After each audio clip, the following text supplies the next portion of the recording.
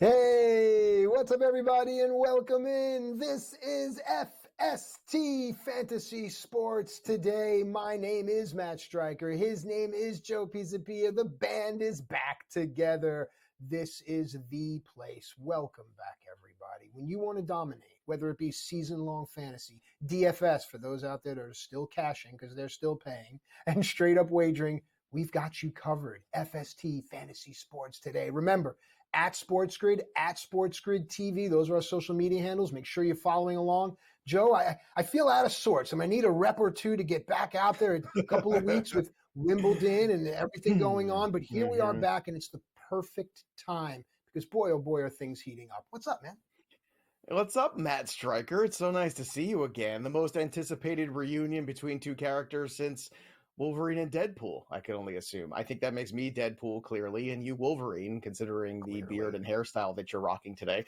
But yeah, it is exciting to be back here 2 weeks without seeing you, but that's okay, everybody. We've still got a lot of baseball left to play and a lot of fantasy football to talk about in hour two, and it's the MLB trade deadline, our favorite time of year, where teams that are in it to win it start making some moves, and teams that are deciding they're going to play for next year are starting to jettison some players to contenders that could make a difference. But we start in the headlines with injuries because, well, it's Major League Baseball, isn't it? So we have to start with Christian Yelich, who may or may not return this season. This is crushing for the Milwaukee Brewers potentially. Yep. And guess what? It's the back issue, the same back issue that it's plagued him the last 4 years. So I don't know why we thought it would be any different, but Christian Yelich has put out a great season, hitting well over 300, driving in runs, scoring runs. The best version, dare I say, of Christian Yelich we've seen since the red-hot years of Christian Yelich via the trade from Miami a few years back. But Christian Yelich, ever since that glorious 2-year run, has had problematic issues with the back, and they have returned yet again. He says he's not going to have the surgery as of right now. We're going to see if he can get better and get back into the lineup. But, Matt, the Brewers are at the top of this division right now, and they've been there for quite some time. Yelich has been one of these key cogs. I know Jackson Churrio's played better. William Contreras has kind of come back to the pack. The pitching has had some good moments and some not so good moments. So without Yelich, are the Brewers' hopes and dreams of winning the Central starting to disintegrate in front of their eyes? I think it's a legitimate question with 2 months left of the season. Mm-hmm. Absolutely. Look, when you lose your face, your leader, say what you want. If the Guardians lost Jose Ramirez, I don't want to keep doing this down the list of teams and listing their standout stars. It changes. Someone in that clubhouse is going to have to stand up and say, all right, guys, onto my back. And I think it's important for other teams and as wagerers for us to see that. We can't always be relying on one person. If one person goes away, does it all go to pot? No, we need to be smart. So I think the Yelich thing can almost be a reflection to how we wager for the rest of the baseball season, Joe. Yeah, look, the Brewers have a 6-game lead right now on the Cardinals. If I'm the Cardinals, I make a move. I make a move for a pitcher. They'll don't get know who that's going to be.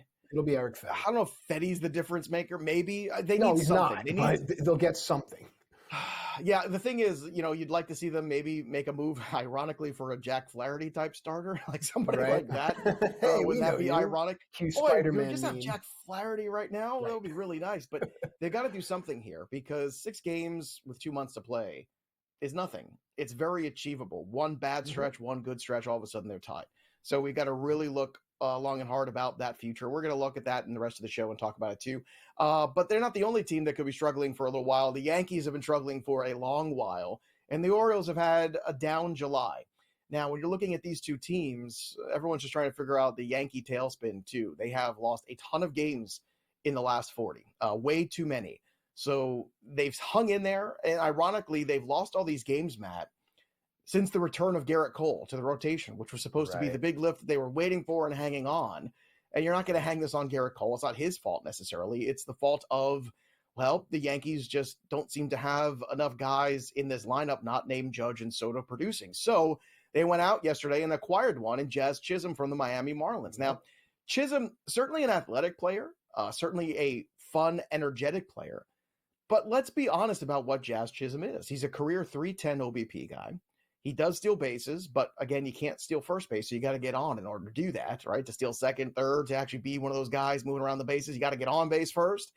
And in terms of power, for his career, 33 homers on the road, 33 home runs at home, Sure, Yankee Stadium is favorable, but it's not a guy that you say, well, if we could just get him out of Miami, he'd be a different player. Because on the road, he was exactly the same 750 OPS guy that he was at home for his career. So how much does Jazz Chisholm help the Yankees get out of this tailspin into the rest of the stretch run here of the MLB season? I don't think that Jazz Chisholm is the ingredient that is going to do it. And you brought up an interesting point about all of this started to go away when Garrett Cole came aboard. Joe, you cook. You know that when you start to add extra ingredients because something is off, you're done, right? You got to just keep it simple. Cole changed the chemistry of that team. Bring in Chisholm now. That chemistry now has to adjust again. Granted, I am of the pro wrestling nature where I do think a lot of these guys kind of say, hey guys, it's the middle of July.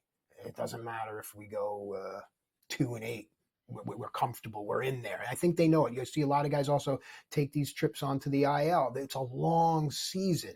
With that said, I don't think Jazz Chisholm is the answer, but he is part of something else. We got to see what they're going to cook here, Joe.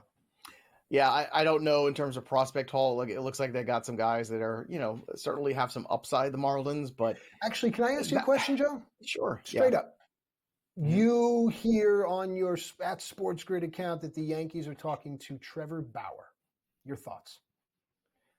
Look, if that is the case, I think any team right now, the Cardinals, I think any team that has a good clubhouse that can help out with their rotation. Trevor Bauer has shown that he can still pitch in the major leagues.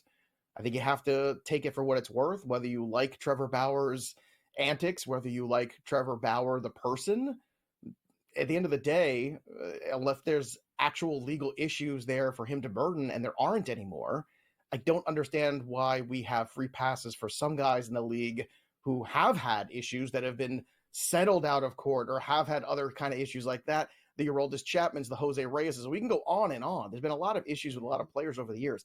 I don't understand why Trevor Bauer specifically is the guy that, after that situation got cleared up, isn't the guy right now in a major league rotation. Yeah, I think he can help a lot of teams right now. And I think some team might blink and make that move. And I can't argue against it because he has shown so far and everywhere that he not only wants to pitch, but he can still pitch.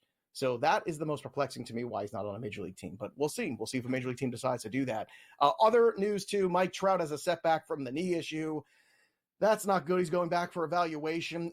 Randy Arozarena is now a Mariner. That is huge. We talked about the Mariners needing to be first to market. They were. They got Arozarena, and they got him for a couple years.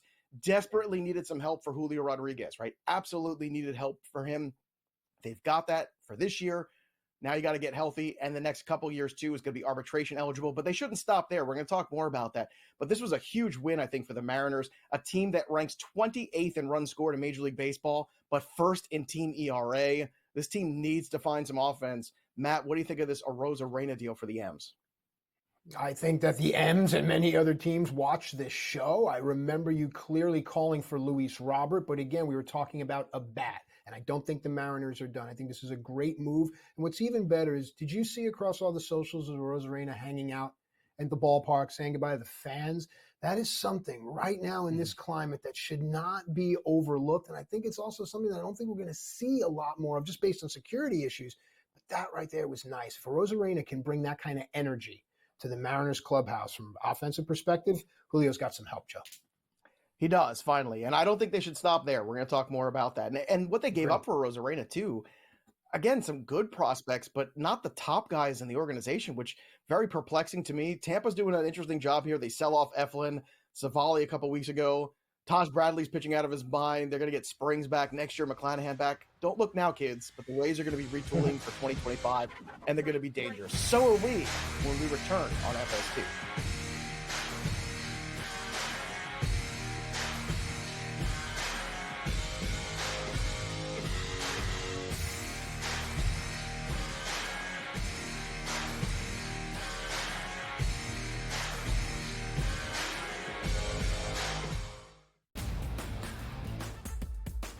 Are there any grave issues that would keep Team USA from winning a gold medal? Should they be minus 430 against the field or whatever the price is right now? Maybe.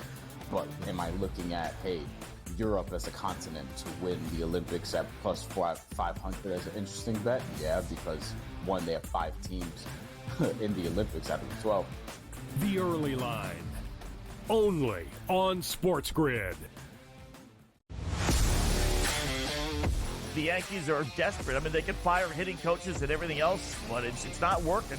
So I don't know if Cashman really would do that. They seem to be so, tight-knit, but something's got to happen. A big award or a big prize in the trade deadline sweepstakes would be Vladimir Guerrero Jr., right? Vladdy, put him in the middle of the lineup. In-game live, prime time, only on SportsGrid. Media have already said that they are going to be horrible. The books have them, as we'll see in a moment, at a win total of 5.5. Sean Payton, though, Scotty, he does not listen to preseason prognosticators. That's your future, and it's on you. Like, they selected him, they wanted him, that's what they got, and now he has to build that from scratch. Pharrell Coast to Coast, only on SportsGrid. If this wind like we have out of the Northwest was here all week, it would be insane watching these guys play in it. But it's going to be a southwest wind, which makes it a little easier as far as the direction of the wind. The guys will have it a little bit of a break on the back nine. But it is such a fun golf course, one that I really do think tests every single aspect of your game. Only on SportsGrid.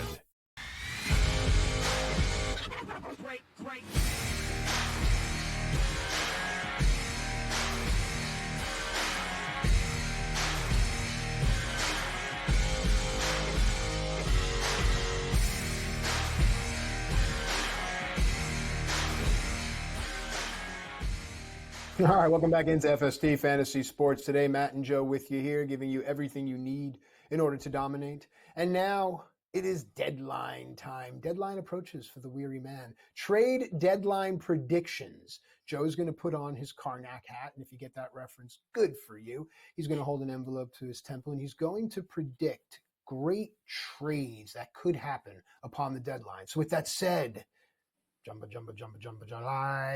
Mecca Lecca Hi, Mecca Hi Me Ho. Joseph, Are you ready for trade deadline predictions? I feel like I got into a time warp. A machine took me back to the mid-'80s. The kids, if there's one thing the kids love, it's a good Johnny Carson reference followed by a good Pee-wee's Playhouse reference.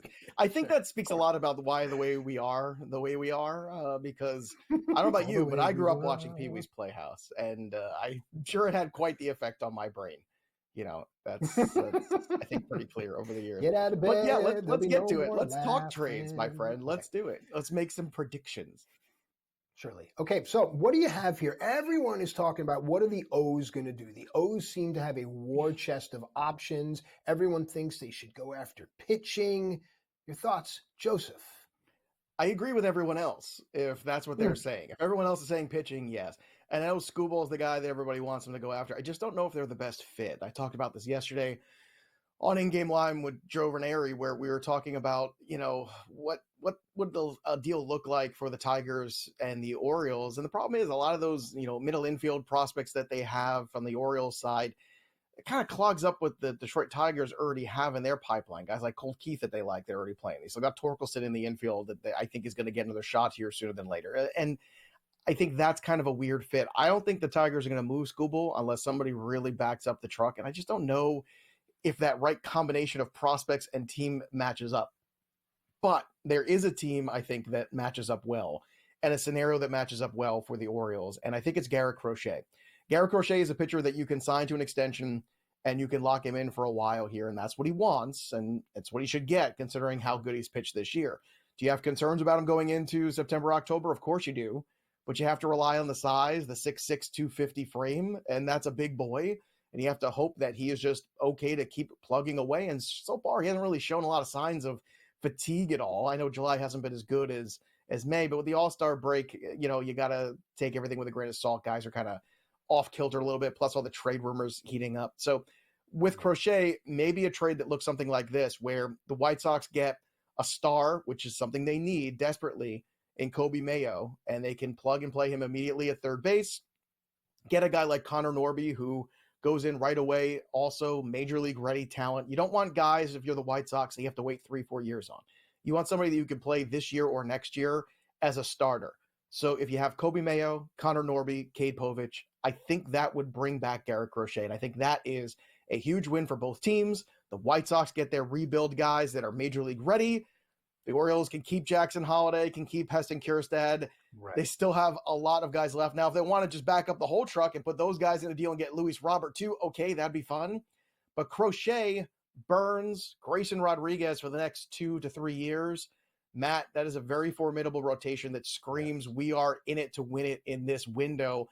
And I think the Orioles fan base deserves that. And I think Garrett Crochet is the right fit for this organization too, to bring in that big power lefty guy. I think would be absolutely huge. And my goodness, I don't think people want to face that kind of rotation if everyone was healthy come October. Absolutely. I agree 1,000%. Stamp of approval on this one. Now, you mentioned Luis Robert, and before the break, we were talking about Joe's usually really ahead of the curve, folks. I'm not just saying it because I'm working with him. It's a fact, and I take advantage of it, and you should too. Joe's been talking about what the Mariners needed. We were talking maybe Pete Alonso, right? But you also mentioned Luis Robert. So what would a Mariners landing Luis Robert deal look like in your mind now? I don't think the Mariners should stop at a Rosarena. That's my big point. Well, you're not going to have Julio for another month. So are you going to fall out of everything? Because basically all you're doing is you are saying, well, Julio's out, so now we have Rosarena. Well, Rosarena has no protection in this lineup until Julio comes back. Mm-hmm. So go in, Mariners fans, okay? Go in, Mariners front office. Go get somebody else. Go get Luis Robert. Look, these are the prospects that I had in this deal, and none of them got moved in that Rosarena trade. Cole Young, Harry Ford, the catcher, and Michael Morales, the right-handed pitcher. You can move these three guys, and I think that would be enough to get Luis Robert potentially. And to me, that makes a ton of sense. Now you have Robert, you have a Rosarena, you have Julio. That is an incredible 3, 4, 5 in a lineup you've got right there. Right. Oh, boy, indeed. And when the Oakland A's have scored 40 more runs than you got to do some soul searching. There's only 2 teams that have scored less runs than the Mariners this year. The Chicago White Sox and the Miami Marlins. 2 of the teams that are trading everybody off. How the Mariners are still in it is because that pitching's been so good, but you have to give this offense some help. You have to give these pitchers some run support. For goodness sake, don't stop with a Rosarena. It's great that they were first to market there, but they should have not been done, and I hope that they're not. Mm-hmm. You know, another trade, too, that I was poking around here, but unfortunately, this dream can't come true, is Davison De Los Santos got traded, as I thought he would, but instead he got traded for A.J. Puck, a guy that is a 29-year-old middle reliever. I don't understand this at all. This guy had a 9 ERA as a starter. He was terrible. I know he's been really good as a reliever, but that's what you're doing. You're trading away a guy who could be a future Aramis Ramirez. You should have been trading him to the Cubs and trying to get a package deal for Jamison Taillon and Cody Bellinger and really help this lineup.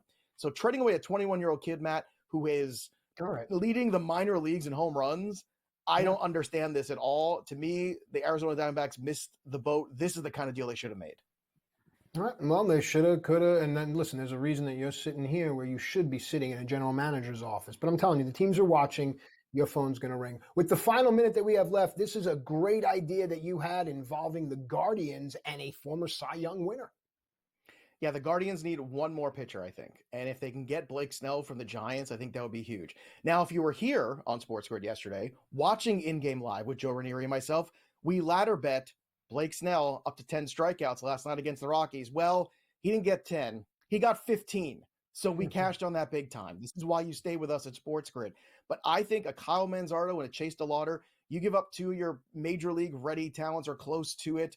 Chase DeLauder dealing with the injuries this year, but a guy that almost broke camp with the Cleveland Guardians. Blake Snell would be a difference maker in this rotation, and he is pitching like the Cy Young Blake Snell over these last 3 starts. Again, those 2 other starts against the Dodgers and against the Twins. Those are no slouch teams right now. When we come back, more Major League Baseball and how some of these moves are affecting the lines when we return.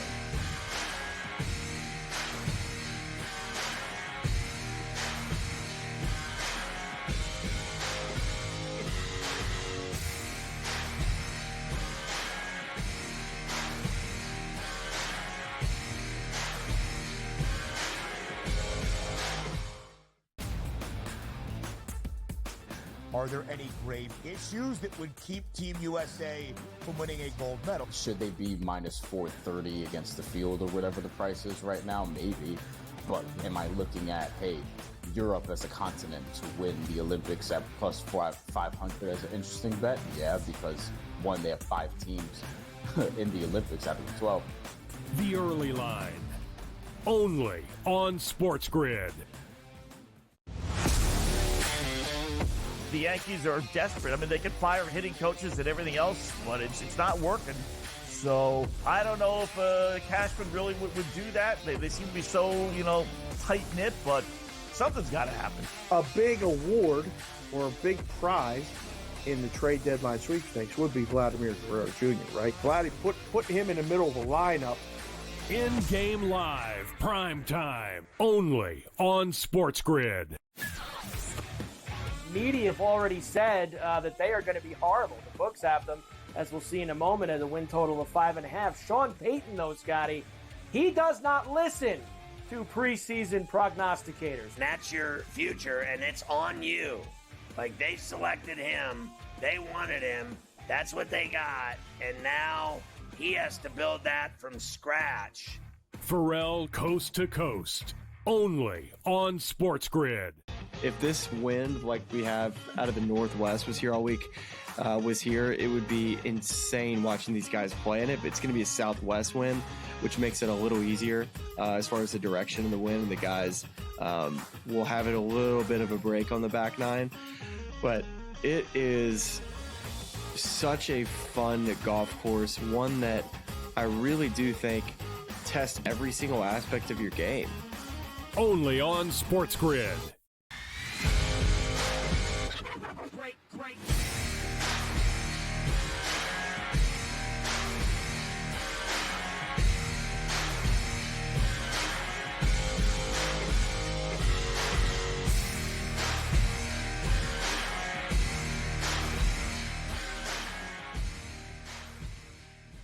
Welcome back into FST Fantasy Sports Today. My name is Matt Striker. His name is Joe Pisapia, and this is the place if you want to dominate, talking everything Major League Baseball, football on the other side. So, Joe, let's make some money here because that's what we do. It is now time to take a look at some of these division races in baseball and try to find that little pocket, that little difference to try to make some money. We'll start in the American League Central. I do believe Cleveland's to lose, but I want to hear from you as Minnesota does check in the plus money. It does feel like Cleveland's to lose, but right, and there's going to be a but here. The Twins are not going to be making extra moves, I don't think. What they're doing is they're just waiting for Royce Lewis to get healthy, which he did this week, right, or at least for now. So when Royce Lewis plays this year, Royce Lewis is an MVP.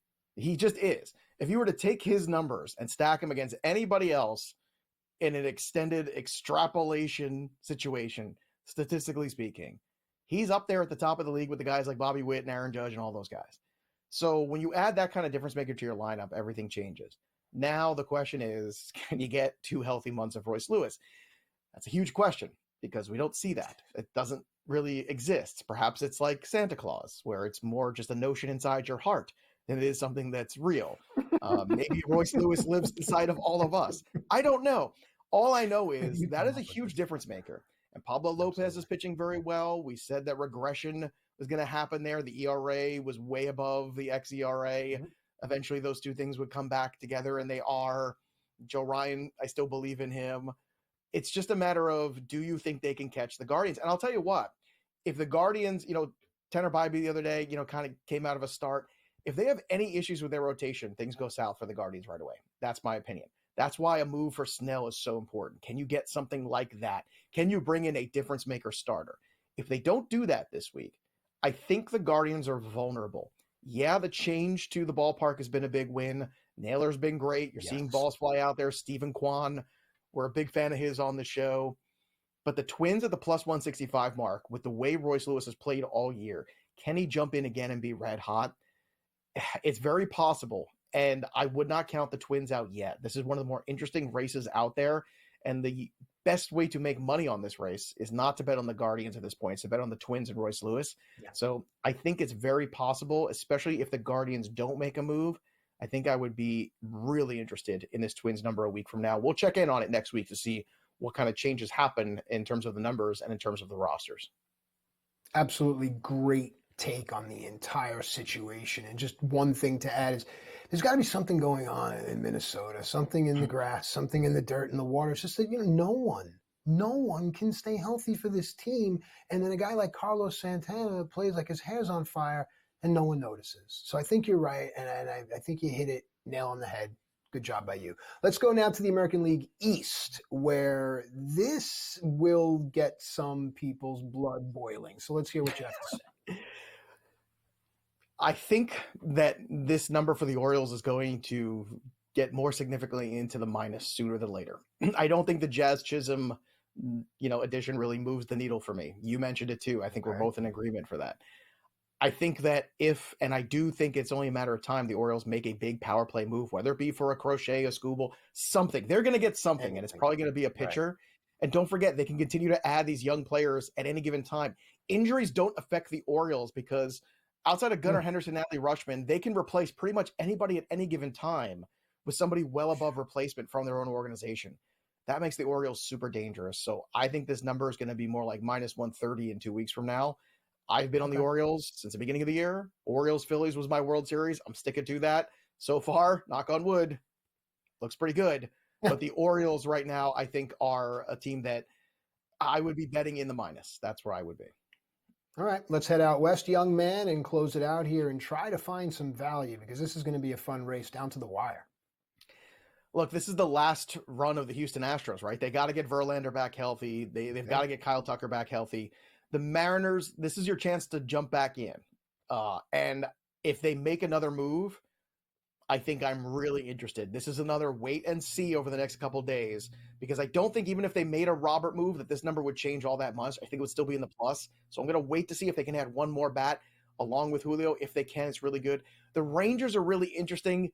Can this veteran team flip the switch? Can Simeon and Seager get hot and Adolis Garcia take advantage of that? We'll see. But so far, they still seem like a team that's just kind of struggling to get going this year. It's more of a hangover for the Texas Rangers this year than anything. So we'll see. When we come back, I'll look at some of the awards markets and how they might change at the deadline.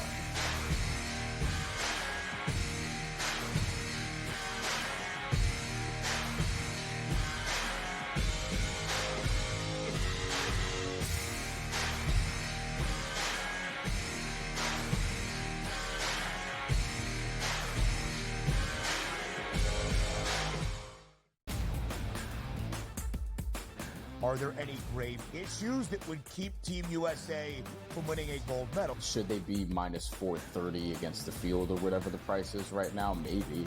But am I looking at, hey, Europe as a continent to win the Olympics at plus 500 as an interesting bet? Yeah, because one, they have 5 teams in the Olympics out of the 12. The early line, only on SportsGrid. The Yankees are desperate. I mean, they could fire hitting coaches and everything else, but it's not working. So I don't know if Cashman really would do that. They seem to be so, tight-knit, but something's got to happen. A big award or a big prize in the trade deadline sweepstakes would be Vladimir Guerrero Jr., right? Vladdy, put him in the middle of the lineup. In-game live, prime time, only on SportsGrid. Media have already said that they are going to be horrible. The books have them, as we'll see in a moment, at a win total of 5.5. Sean Payton, though, Scotty, he does not listen to preseason prognosticators. That's your future, and it's on you. Like, they selected him. They wanted him. That's what they got. And now he has to build that from scratch. Pharrell Coast to Coast, only on SportsGrid. If this wind, like we have out of the Northwest, was here all week, it would be insane watching these guys play in it. But it's going to be a southwest wind, which makes it a little easier as far as the direction of the wind. The guys will have it a little bit of a break on the back nine. But it is such a fun golf course, one that I really do think tests every single aspect of your game. Only on SportsGrid. All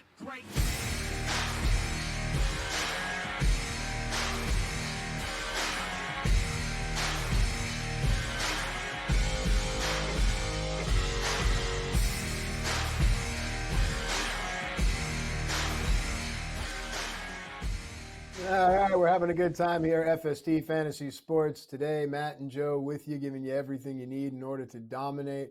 We're talking about trying to find the angle as we get closer and closer to the point in the baseball season where things start to really get clear. So let's talk about some of these season awards because, Joe, for me, when you look at awards like Cy Young, MVP, Rookie of the Year, if you can catch it at the right point of the season, especially Rookie of the Year, you can truly cash. And we'll talk about Rookie of the Year in this segment, but let's start with American League Cy Young for 2024.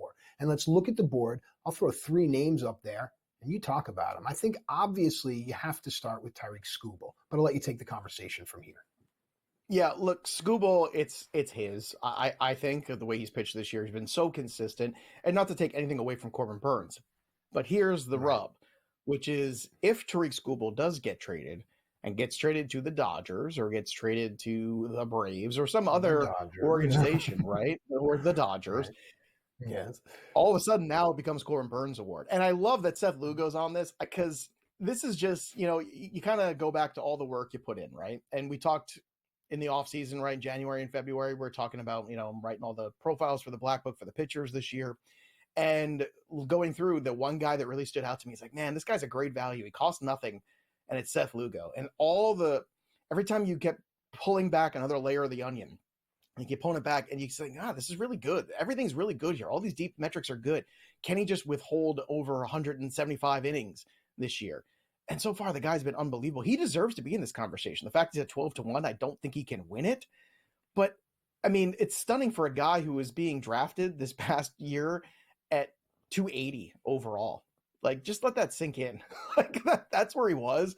And it's a pitcher that we were in on. We talked about him in all the draft prep shows. We said what a huge win it would be for people if you hit on Seth Lugo and how good this rotation could be if Singer, Lugo, Waka all pitched well. The Padres have done a good job of turning some pitchers around the last couple of years, and Snell was one of those guys too. The Padres system has done a really good job with the pitchers they've gotten, and health has been a problem for guys like Darvish and Musgrove, but you put those aside. Look at Dylan Cease's no-hitter earlier this week, right? We didn't even talk about that, right? The Padres have taken these pitchers and really gotten the most out of them, and now that they're moving on, guys like Seth Lugo being right in that mix, but I do believe it's still Skubal. I don't think the Tigers deal him. We'll see next week if a deal presents itself where it makes enough sense for them to make that kind of move. But if you do think that's going to happen, now's the time to get on Corbin Burns because you're getting plus money. You're getting 2-1 odds. It's a smart time to invest if you haven't in Corbin Burns. And look, it could be anyway. Who knows what Skubal looks like over the last 50 innings? Because frankly, last year, he didn't throw that many innings. So there could be a version of fatigue, or maybe the Tigers are so far out of it, they go, you know what, let's take those last couple weeks off. Let's just cap Tyreek Skubal for next year and move on. That's a scenario that could be out there too. True. So there's a few scenarios out there where Corbin Burns as an investment right now makes a lot of sense. Mm-hmm. Yep, I agree. I think that Burns is also the name that is more familiar to those that vote. But I will say this, if Lugo were on a big market team, we'd be having a much different conversation. I think that's something people need to take into consideration. Let's move over to the National League Cy Young here, where I guess the same conversation applies. So we'll throw 3 names up there, and Chris Sale will be the guy for me. A familiar name, people know him, and he deserves it. They love the story, but I think Paul Skeens deserves, just because for the health and the pulse of baseball. You want baseball to be a young man's game? Look at Paul Skeens and tell me that the youth of today can't identify with him. That is very important. Joe? Hey, man, they had bark at the park the other night, and all the dogs had mustaches. So Paul Skeens is infectious. Like, it's a big deal. And it's good for Major League Baseball. It's great that he was out there for the All-Star game. All that stuff is fantastic. But as good of a story as that is, these are media awards. They're narrative-driven awards. Skeens is going to win his award. They're going to give him that Rookie of the Year. That's signed, sealed, and delivered. It's minus $5 million right now. Forget it. You can't even touch it. Chris Sale is a better story. Chris Sale, the guy that has not pitched at all barely in the last couple of years, going to Atlanta and saving this rotation. I think he is more deserving. This team has somehow withstood the injuries of Ronald Acuna, Spencer Strider, and now Ozzie Albies for a significant period of time. And the Braves are still in it. That is stunning. Now, Ozuna's been great. Matt Olson, you'd like to see him pick things up a little bit. Austin Riley, now that he's healthy, still goes. So he's still got a lot of talent. It just tells you how good the Braves are and how deep they are. But really, it's been Chris Sale that's kind of saved the bacon of this rotation. He's been so good. And I think that narrative is better than the Skeens one you're writing. I like the Skeens one you're writing. He's going to get some hardware. You and I both know it takes a very special season for a guy to win Cy Young and Rookie of the Year. It can happen. It has happened. But at the same time, man, it is hard not to give it to Chris Sale right now. And his narrative is just better than anybody else's. And it's a good story at the end of the day that wins these awards. We all know it. All right, let's move on to the rookies, the youth of the game from Chris Sale. Let's go to the American League Rookie of the Year. We gave love to Paul Skeens, and I think we can see the direction of the game. So in the American League, in the first half of the season, I would say one name dominated. But you were out there saying, hang on, just wait a second. And here we are. I think we have 2+ money options. Joe, American League Rookie of the Year. What do we have? We do. Like Wyatt Langford overtook Luis Heel. It's something that was predicted here on the show a month ago. And it was at plus 2,500 when we invested in it. And then we invested it again at plus 600. So now it's at plus 195. He's ahead of Heel. Heel's at plus 220. Can Heel still win this award? Yes. But here's the thing working against him right now. The negative tone around the Yankees, which is the Yankees are falling apart. And should that affect an individual's performance in terms of this marketplace? No, not logically. But Matt, we're dealing with the Baseball Writers Association of America. We're dealing with an organization that is not going to have unanimous voting for, Albert Pujols for the Hall of Fame, things like that. Derek Jeter didn't get all the votes. I mean, the Baseball Writers of America and logic, that cross-section doesn't happen very often. It's not a place that they live very often.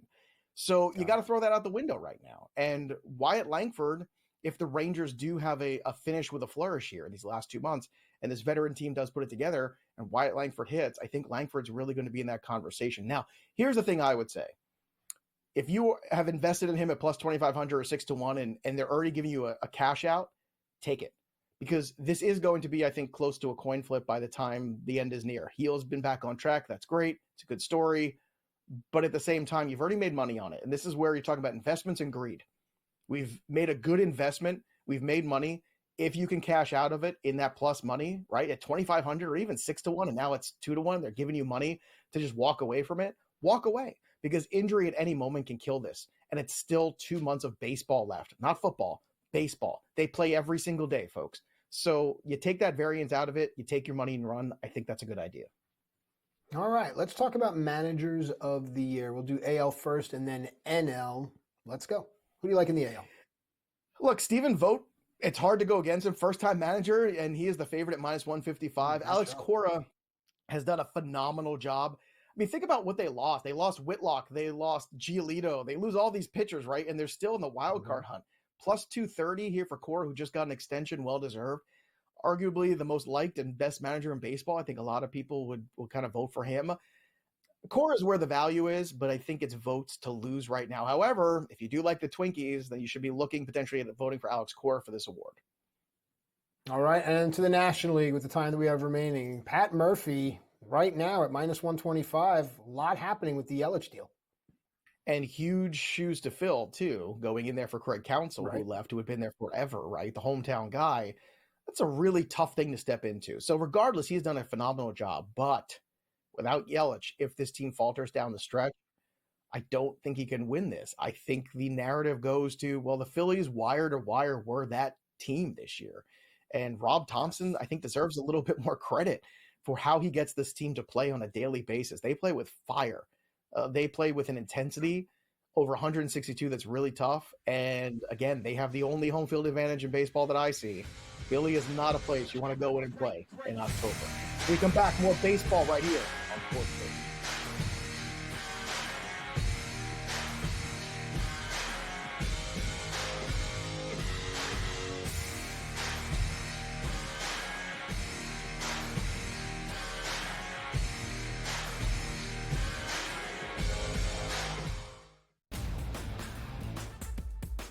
Are there any grave issues that would keep Team USA from winning a gold medal? Should they be minus 430 against the field or whatever the price is right now? Maybe. But am I looking at, hey, Europe as a continent to win the Olympics at plus 500 as an interesting bet? Yeah, because one, they have 5 teams in the Olympics out of the 12. The early line. Only on SportsGrid. The Yankees are desperate. I mean, they could fire hitting coaches and everything else, but it's not working. So I don't know if Cashman really would do that. They seem to be so, tight-knit, but something's got to happen. A big award or a big prize in the trade deadline sweepstakes would be Vladimir Guerrero Jr., right? Vladdy, put him in the middle of the lineup. In-game live, prime time, only on SportsGrid. Media have already said that they are going to be horrible. The books have them, as we'll see in a moment, at a win total of 5.5. Sean Payton, though, Scotty, he does not listen to preseason prognosticators. That's your future, and it's on you. Like, they selected him. They wanted him. That's what they got. And now he has to build that from scratch. Pharrell Coast to Coast, only on SportsGrid.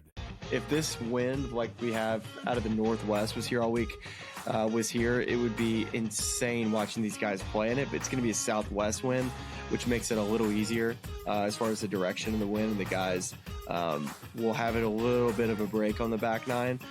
But it is such a fun golf course, one that I really do think tests every single aspect of your game. Only on SportsGrid.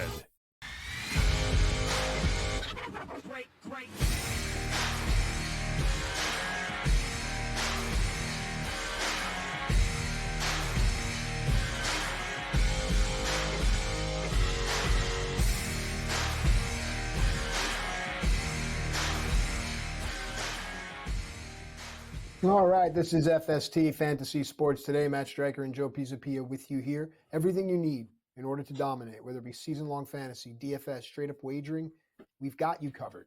And one of the things we like to do on the show is to focus on players that are hot, whether it's just a couple of weeks, we're looking at 15 games or so. That really is a fun thing that we do here because we get in, we get out, and we find ourselves learning about players before anyone else, really bringing them to you. And also, we find ourselves revisiting a lot of the same old usual suspects. That's why I love baseball. But right now, the Oakland Athletics, you want to play overs, you want to play totals, you want to put the Oakland Athletics are a wagerer's dream over the last, I'd say, 10 days.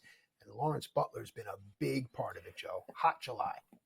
Yeah, hot July for him and his teammate Brent Rooker, too, who's another guy that could be on the move at some point. So keep an eye on that. They've That's mentioned that they're reluctant to trade Rooker and Blade, and I think that's right. It shows at least they're looking forward. But I agree with you. Rooker would be an asset anywhere.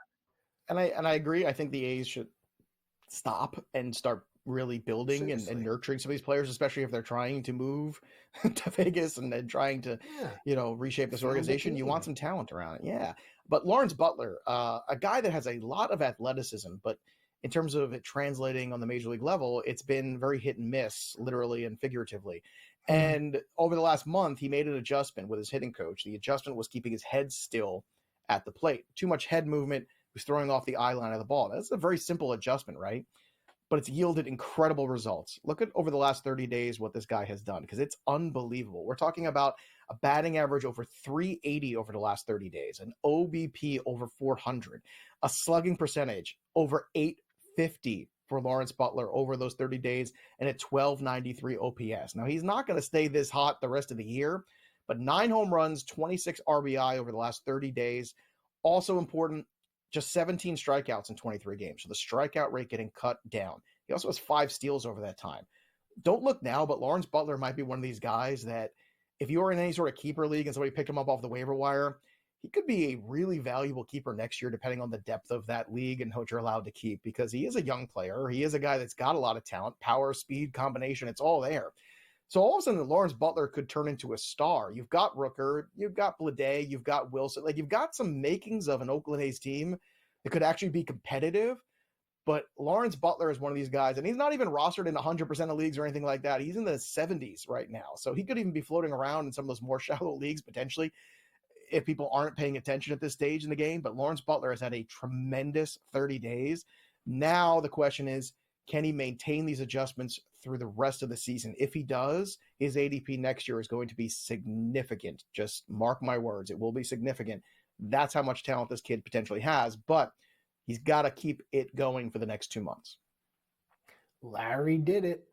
All right, let's move on to Colorado here and take a look at, now you might want to say that some of these numbers are Colorado inflated, but when you look at the splits, I think it's pretty consistent. Putting bat to ball is something that does translate. Brenton Doyle, red hot July.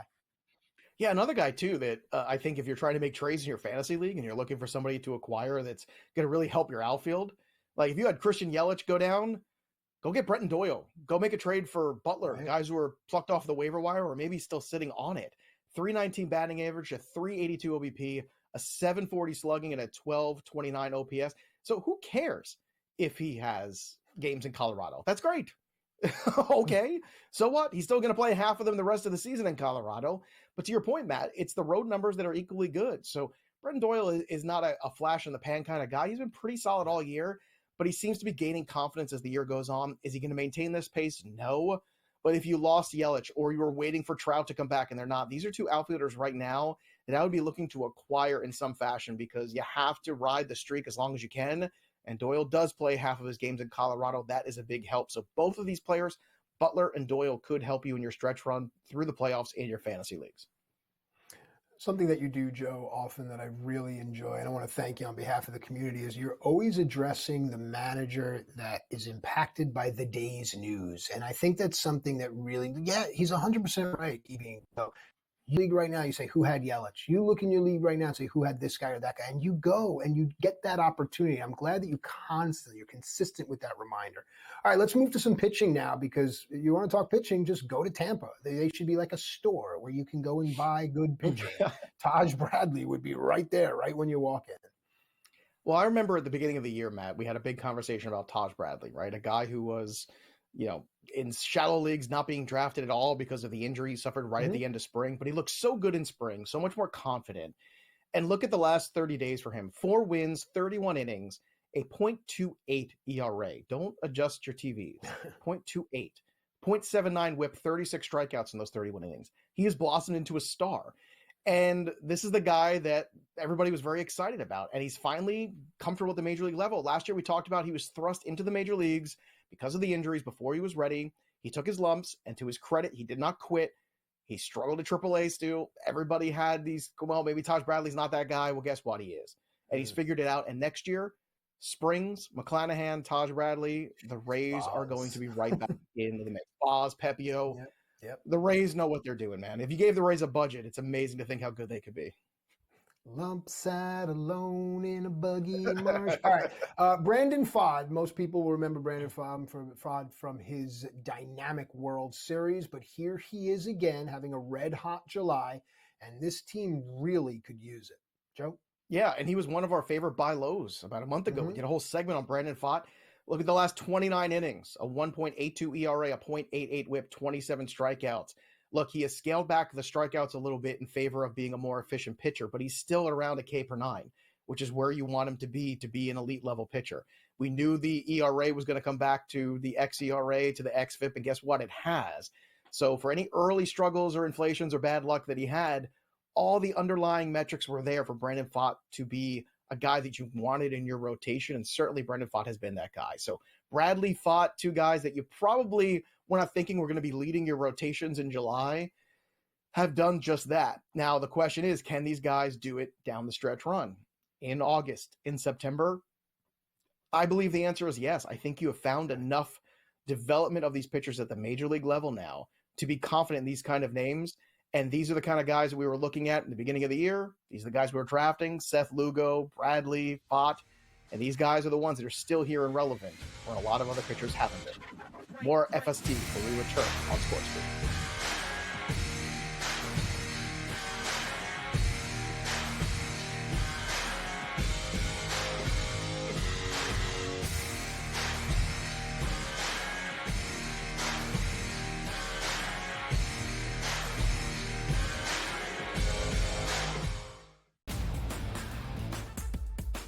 Are there any grave issues that would keep Team USA from winning a gold medal? Should they be minus 430 against the field or whatever the price is right now? Maybe.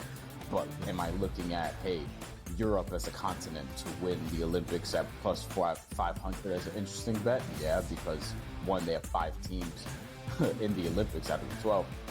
The early line. Only on SportsGrid.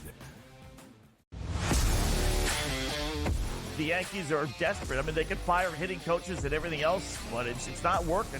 So I don't know if Cashman really would do that. They seem to be so, tight-knit, but something's got to happen. A big award or a big prize in the trade deadline sweepstakes would be Vladimir Guerrero Jr., right? Vladdy, put him in the middle of the lineup. In-game live, prime time, only on SportsGrid. Media have already said that they are going to be horrible. The books have them, as we'll see in a moment, at a win total of 5.5. Sean Payton, though, Scotty, he does not listen to preseason prognosticators. That's your future, and it's on you. Like, they selected him. They wanted him. That's what they got. And now he has to build that from scratch. Pharrell Coast to Coast, only on SportsGrid. If this wind like we have out of the Northwest was here all week, it would be insane watching these guys play in it. But it's going to be a southwest wind, which makes it a little easier as far as the direction of the wind. And the guys will have it a little bit of a break on the back nine.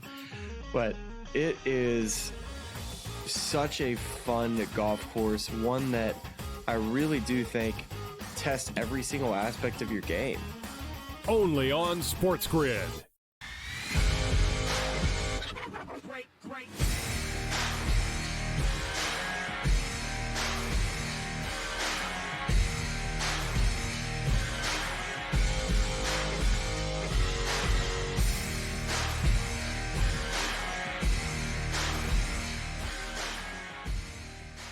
All right, welcome back into FST Fantasy Sports today. Matt and Joe and a great crew behind the glass. Folks, I remind you, when you love what you do, you'll never work a day in your life. Put value in good people. Have people around you that make you laugh, that make you feel good, and remove the people, if you can, that don't. With that said, it is time now for Favorite or the Field. Again, a wagering segment, but can still be applied to season-long fantasy and DFS, where we look at player to win the blank award versus the entire field. So we'll start with the American League MVP. The obvious name that jumps to mind is Aaron Judge. Aaron Judge to win the award, or any other player known as the field. Joe, I'll let you talk numbers, and then let's talk about what the field looks like. Yeah, both of these guys have a shot at the Triple Crown. I think Ohtani a little bit more than Judge. We'll get to him in a second. But, you got Gunnar Henderson, you got Bobby Witt having great seasons. Bobby Witt, by the way, the only guy playing better than Lawrence Butler over the last 30 days with a higher OPS in all baseball is Bobby Witt. Jeez. So an injury to Aaron Judge, which, God forbid, I mean, Yankee fans are already on the top of the ledge. This would just send them right over it. But let's say that toe becomes an issue again or some other problem for Aaron Judge. That's going to be an issue, right? I think that's the only thing that could stop him from winning this award. He plays in such a public team. I don't know if anybody else. He has Soto with him, right? So you can say, well, he's got another big superstar with him. Bobby Witt doesn't. What Bobby Witt's doing is more impressive. Gunnar Henderson, I think, is equally impressive. Sure, the race could change if the Yankees continue to tailspin. You have to imagine the Yankees are going to level out at some point. They just have too much talent to not level out. So if you're going to struggle, this is the time to struggle. You don't want to struggle in September. You don't want to be limping into the playoffs and having no momentum. So we'll see if the Yankees can figure things out. But right now, look, minus 370, I think they're telling you this award is pretty much signed, sealed, and delivered for Aaron Judge. And I kind of agree at this point, barring catastrophe. Okay, now with that said, I think both the Yankees and Aaron Judge are praying that Juan Soto wins this award, because look at it from the side of Juan Soto. Judge wins this award. Juan Soto says, if I was anywhere else, that award would be mine. If he cares about things like that. If Juan Soto wins the award, they can sign him long-term. I don't know if that's the deal breaker, but just a thought in my mind when you're talking about player versus the field. But yeah, it's Judge's to lose. Now let's talk Shohei Ohtani, because his field is a little different, right? Bryce Harper comes to mind. Marcell Ozuna comes to mind. Ohtani to win MVP is minus 550. I'm seeing this number for the first time, evidently. And any other player or the field is plus 390. So Harper, Ozuna, does anyone take this from Ohtani? I say no. I say no too. The disintegration of that rotation has been something where, and Mookie Betts getting hurt too, I think really helped Ohtani's odds here too. Because, for a while there in April, it was Betts in April and May that was ahead of Ohtani for this award. That injury to Betts really opened the floodgates for Ohtani. And Ohtani does have a path here. He is, Aaron Judge is 35, 40 points behind a batting average to Bobby Witt. That's probably not going to catch up.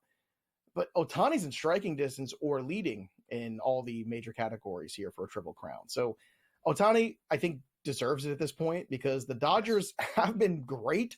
They've lost Betts. They've lost their entire rotation at one point. I mean, it's pretty spectacular what he's done. He has put this team on his back, and he has carried them. And Teoscar's been good, and Freddie Freeman's been terrific, but it's still Ohtani at the end of the day that you fear in that lineup more than anybody else. So, again, barring catastrophe, I think it's easier to make a case for the field in the American League than it is in the National League, even, to be honest with you, because if the Yankees do fade out of it and just, something horrible in terms of they just can't get back on track and the media starts destroying them, that could hurt his candidacy. So you're still getting plus 270 on the field in the American League. In the National League, I think it's strictly injury to Ohtani. That's the only thing. And imagine next year when he's back pitching, are we going to get minus odds on Ohtani to start the year for MVP, Matt? It's possible, right? All right, folks, we have about a minute here to stretch our legs. On the other side, we're going to start talking football. But with the time we have, quickly, Joe, the National League wild card is very curious to me. Is there one team that stands out to you? Yeah, like the expanded playoffs, are great for Major League Baseball. I think everybody really loves them. And I think, what's so interesting right now is to see who the Mets are. Kodai Senga is supposed to be that piece that they were adding to the rotation without moving pieces. Well, he came back on Friday and he got hurt because, he's a Met, Well, you're excited about your season and it's over. You've been waiting all this time. But they did go out there and acquire Jesse Winker. So clearly they're sending the sign that they are still in this thing. And the Mets have kind of a weird vibe. Again, the team that nobody, us against the world, that's a dangerous thing.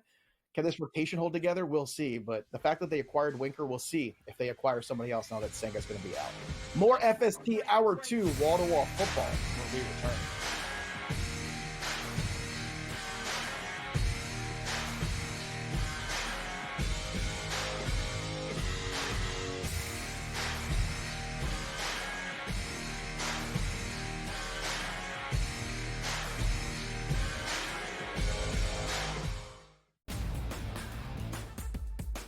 Are there any grave issues that would keep Team USA from winning a gold medal? Should they be minus 430 against the field or whatever the price is right now? Maybe.